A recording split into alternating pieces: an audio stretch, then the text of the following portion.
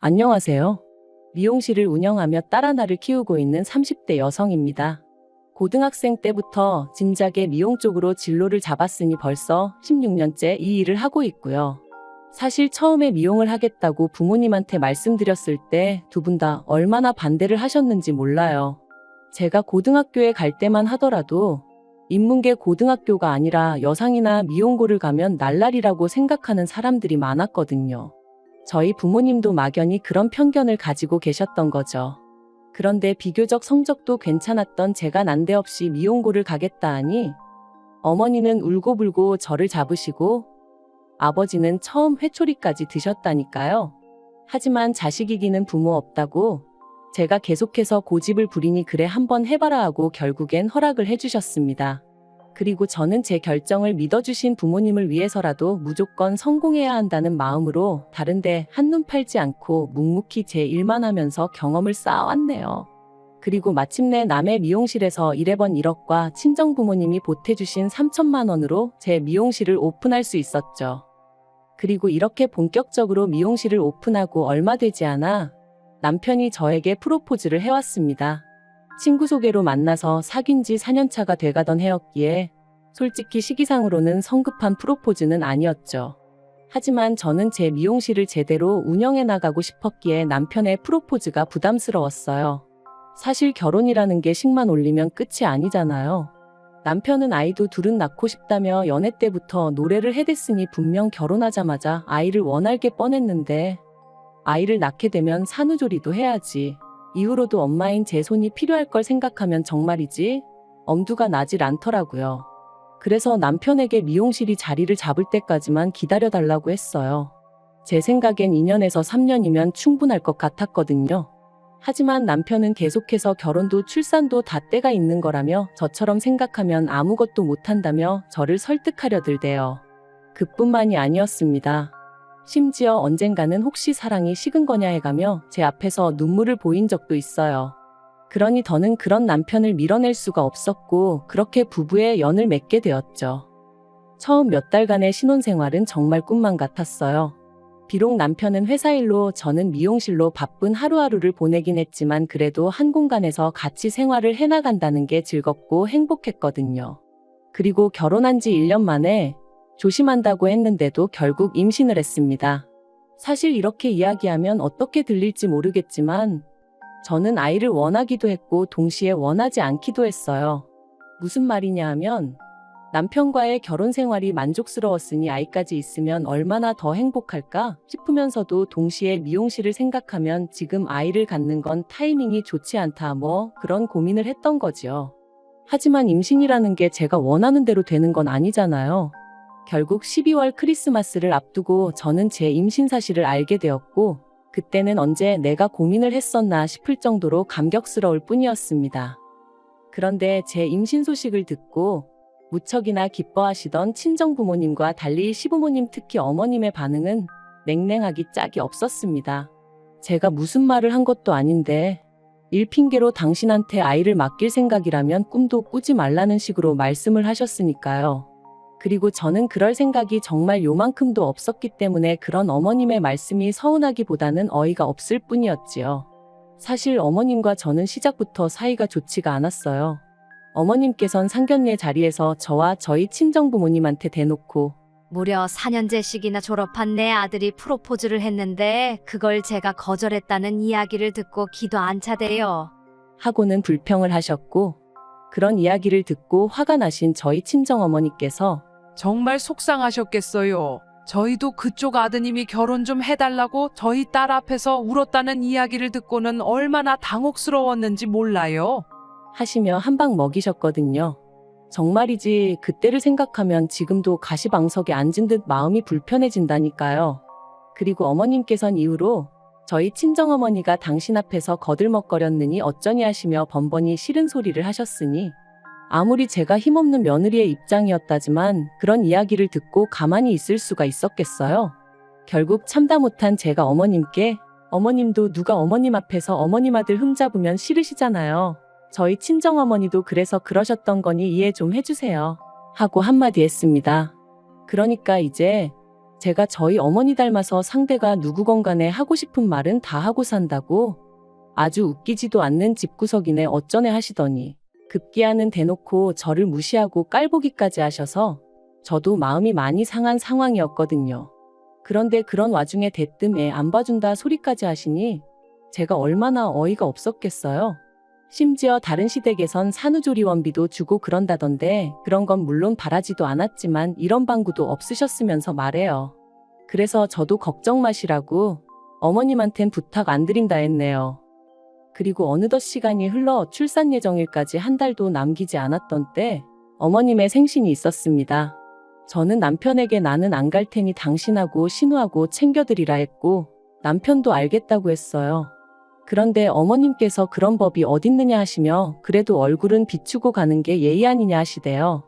신우도 하는 말이 어머님이 음식을 하라는 것도 아니고 와서 다 같이 축하하고 밥이나 한 끼 먹고 가라는 건데 그것도 어렵냐며 싫은 티를 냈고요. 그래서 결국 울며 겨자 먹기로 시댁에 갔습니다. 그런데 막상 도착하니까 어이가 없었어요. 왜냐하면 정말 먹을 거라곤 하나 되어 있는 게 없었거든요. 혹시나 싶어 그나마 제가 그 와중에 갈비를 좀 재워갔으니 망정이지 어떻게 미역국 하나 준비가 안 되어 있느냔 말이죠. 하지만 저를 정말 어이없게 한 건 그것만이 아니었어요. 결국 제가 준비해간 갈비에 냉장고에 있던 밑반찬 몇 가지를 꺼내 식사를 시작하고 이런저런 대화가 오가던 때였습니다. 대뜸 어머님이 저더러 산후조리는 어떻게 할 거냐고 물으시대요. 그래서 제가 산후조리원에 가서 해야죠 하고 대답했어요. 요즘 산후조리원 안 가는 사람이 없고 어머님도 신우가 첫째 낳을 때 다녀왔으니 아실 텐데 왜 이런 질문을 하시나 싶었고요. 그런데 어머님께서 저더러 산후조리원에 간다고 100% 몸이 회복돼서 나오는 것도 아닌데 돈 아깝다며 그런 건 원래 친정어머니가 해주는 거라고 친정에 가서 몸조리를 하는 건 어떻겠냐대요. 그래서 제가 신우도 여기 와서 산후조리했냐고 물었습니다. 어머님 당황하시라고 그런 질문을 했다기보단 어머님이 하시는 말씀하고 행동이 따로 노니까 약간 짜증이 나서 반항심에 여쭤본 거였죠.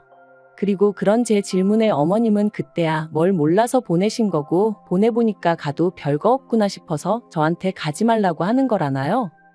그런 어머님의 대답에 신경질도 나고 그래서 저도 어머님더러 그럼 뭐 다른 사람들은 다 바보라서 그 비싼 돈을 주고 산후조리원을 가겠냐고 받아쳤습니다. 다들 뭐가 달라도 다르니까 비싸도 2주고 3주고 가 있는 거 아니겠냐고요. 그리고는 그 말을 하지 말았어야 했는데 홧김에 그만 친정어머니가 산후조리에 쓰라고 2천만 원을 주셨단 이야기를 해버렸어요. 사실 친정어머니께서 제가 대학도 안 갔지 시집 갈 때도 제가 제 힘으로 갔지. 그러니까 이래저래 못 해주신 게 마음에 걸리셨던 모양이에요. 그래서 제가 임신한 걸 아셨을 땐 산후조리원비만큼은 꼭 해주고 싶으셨다 하시더라고요. 그리고는 그렇게 현금 2천만 원이 든 통장을 저에게 주셨고 당연히 저는 산후조리원이 이렇게 비싸지는 않으니 이렇게 많이 안 주셔도 된다고 했는데 친정부모님 두 분 다 부모 마음이 그런 게 아니라며 쓸 만큼 쓰고 나머지는 가지고 있다 나중에 요긴하게 쓰라셨어요. 그래서 저는 이 돈은 시부모님은 물론이고 남편에게도 숨길 생각이었는데 아무튼 방정맞은 제 입을 탓해야 했죠. 2천만 원이란 소리에 어머님의 눈이 휘둥그레해지더니 저더러 정말 그 돈을 다 산후조리원에 쓸 거냐 되물으셨습니다.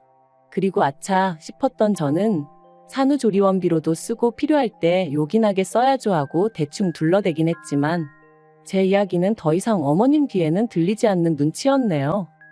그리고 그렇게 집에 돌아온 지 이틀째 되던 날 어머님이 전화를 해오셔서는 하시는 말씀이 당신이 곰곰이 생각을 해봤는데 역시나 산후조리원을 가는 건 아까운 것 같다며 대신 당신이 산후조리를 해주시겠다셨습니다. 그래도 아무렴 할머니가 낫지 생판남이 낫겠냐면서 말해요. 그리고 저는 그런 어머님의 말씀에 너무 당황한 나머지 돌려물을 생각도 못하고 갑자기 왜 그러시냐고 대놓고 물었어요. 분명히 임신 소식을 알렸을 때만 하더라도 제가 무슨 말을 하기도 전에 애는 못 봐준다며 사람을 무안하게 하셨던 분이셨으니까요. 하지만 어머님께선 계속해서 당신이 해줄 건 없고 애라도 봐주고 싶어 그런다며 고집을 피우셨는데 솔직히 저랑 어머님이랑 평소에 사이가 좋았다면 어머님의 그런 말씀이 조금은 애틋하게 그리고 감사하게 들렸을지도 모르겠습니다. 하지만 전혀 그런 관계가 아니었다 보니 어머님이 그렇게 나오시는 게 불편하기만 했네요. 그리고 까놓고 말해서 어머님께 제 산후조리를 맡기면 하다못해 제가 어머님한테 안마라도 한번 시원하게 받을 수 있겠나 싶더라고요. 어머님이 저희 살림을 해주시는 것도 싫지만 해주신다고 한들 그 사이에 제가 마음 편하게 잠을 잘 수도 없을 테고요. 게다가 어쨌든 그렇게 저희 집에 와 계신다 치면 설령 어머님께서 안 받는다 하셔도 제가 돈을 안 드릴 수가 있냔 말이죠. 결국 돈은 돈대로 쓰고 몸조리는 하나도 못할 게 뻔했습니다. 그래서 제가 어머님더러 산후조리만큼은 제가 알아서 하겠다고 했어요. 요새는 출산하는 병원에서 소개도 해주니 걱정 안 하셔도 된다고요.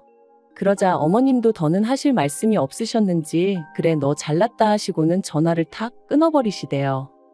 그 일이 있고 며칠 뒤 저는 출산을 했고 눈에 넣어도 아프지 않을 딸을 낳았습니다. 병원에 오신 어머님께서 기어이 산후조리원에 갈 거냐 하시는데 옆에 계시던 친정어머니께서 당연한 거 아니냐며 저 대신 대답을 해주셨어요. 그리고는 산후조리원에서 나오는 대로 친정으로 데려가서 2주 정도 더 데리고 있을 거라고 하시더라고요. 그러자 어머님께서 그러면 당신 아들이 한 달 가까이 혼자 있어야 되는데 그게 말이 되냐며 짜증을 내시대요. 물론 저희 친정어머니께서 다 큰 어른이 한 달 혼자 있는 게 뭐가 대수냐며 우리 딸애랑 결혼하기 전에도 혼자 살았다는데 별 걱정을 다 하신다고 어머님 입을 막아버리셨지만요. 그런데 어휴, 그 타이밍에 그렇게 일이 겹칠 줄 누가 알았겠어요? 산후조리원에서 퇴소하고 친정에 도착한 지 이틀째 되던 날이었습니다. 높아진 친정어머니 목소리에 잠에서 깼는데 누구랑 통화를 하고 계신 건지 어머니 표정이 좋지가 않았죠. 그리고 이내 어머니가 전화를 끊으신 걸 보고는 누군데 그러냐니까 저희 어머님이라면서 하시는 말씀이 어머님이 넘어지셨답니다. 어디 계단에서 발을 헛디디셨는지 아무튼 넘어지셔가지고 어깨를 다치셨다는 거예요. 그러면서 어머님이 아무래도 제가 와야 할 것 같다고 그러셨다나요? 당신 수발 들 사람이 마땅치 않다면서 말이죠. 그리고 친정어머니는 그런 어머님에게 지금 내 딸이 여기 놀러와 있냐고 생각이 왜 이렇게 짧으시냐고 화를 내셨던 거고요. 아무리 어머님이시라지만 어찌나 어이가 없던지. 하지만 한편으론 정말 안 가도 되나 싶대요. 그래서 친정어머니께 괜찮을까 하니까 저더러 네 몸은 네가 챙겨야 되는 거라며 여자가 산후조리를 잘못하면 평생 힘들다고 그쪽은 신경 쓸 것도 없다셨어요.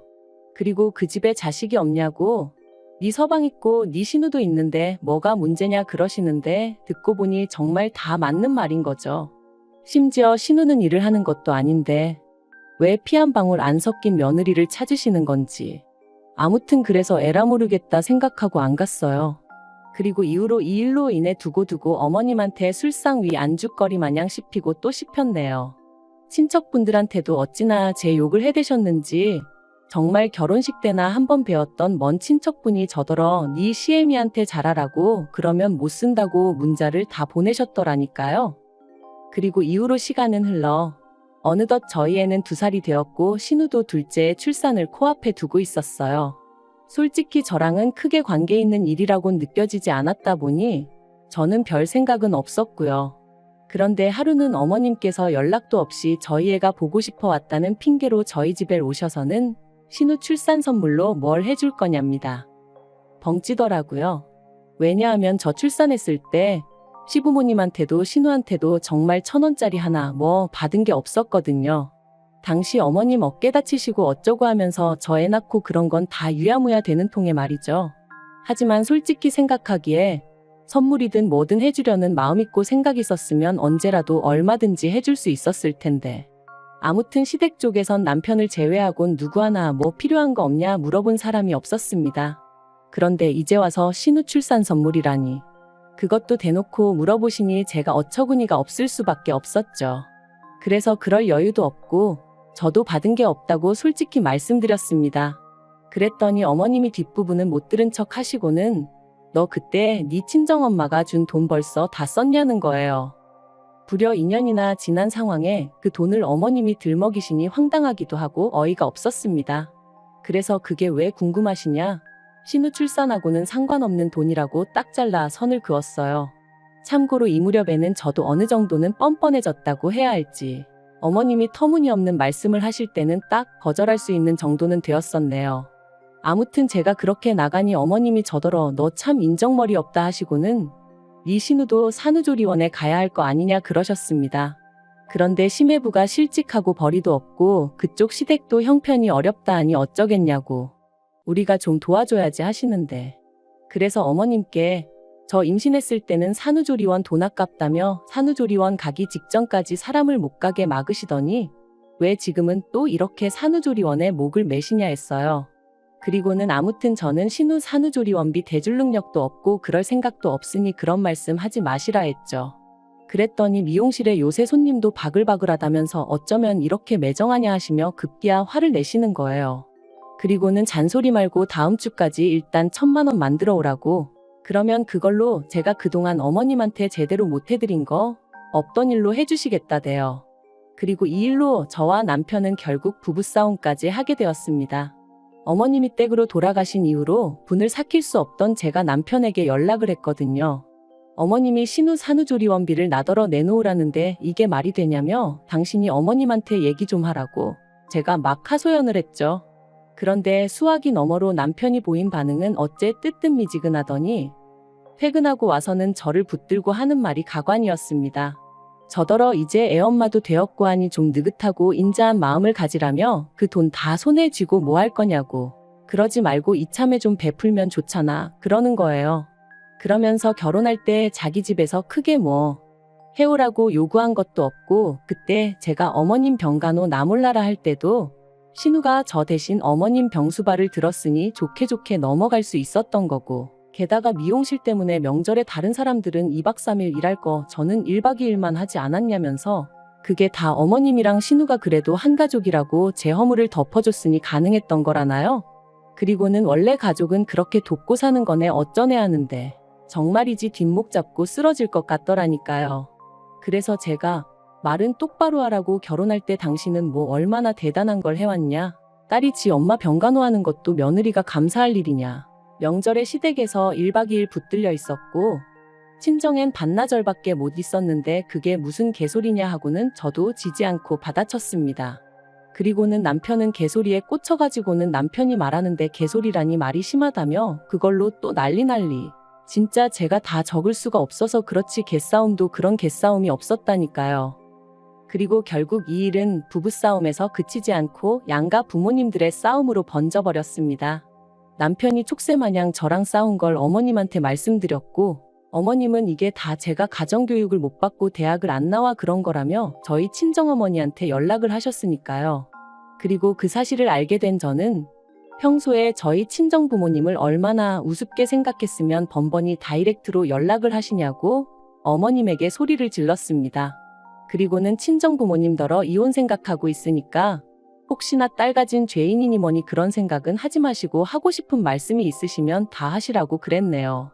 물론 제가 그런다고 다 하실 분들은 아니셨지만요. 아무튼 그렇게 양쪽 어른들까지 감정이 상해버리고 나니 상황 자체가 완전히 수습불가로 돌아서 버렸어요. 그래서 당시에는 이혼도 오히려 수월하게 할 수 있었고요. 그런데 이혼하고 완전히 남남이 된 지 반년쯤 되었을까?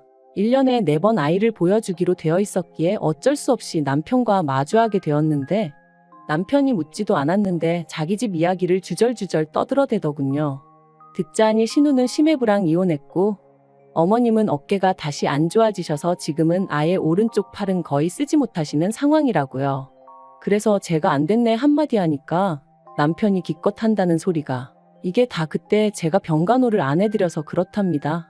자기 누나 성격 알지 않냐고 거긴 저처럼 야무지지가 못하다며 그 당시 저만 제때 와서 어머니를 돌봐드렸어도 지금 저 지경까지는 안 되셨을 거라나요? 그리고는 자기한테 뭐 미안한 감정이 없냐 하더니 애를 생각해서라도 다시 합치면 안 되겠냐입니다.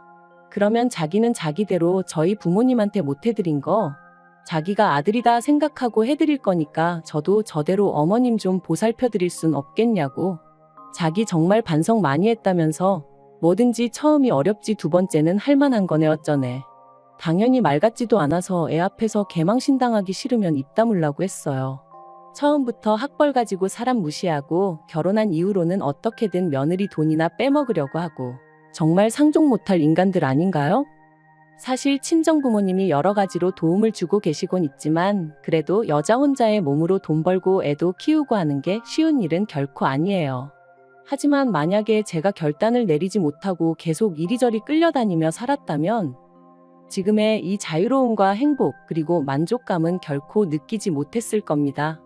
혹시나 이혼녀라는 그 타이틀이 무서워 결단을 내리지 못하는 분이 계시다면 이혼한다고 세상이 어떻게 되는 거 아니라는 거, 이혼은 행복으로 가는 지름길의 또 다른 이름이라는 걸 꼭 말씀드리고 싶네요. 나의 행복은 내가 만들어가는 거라는 거, 그것만 기억하세요.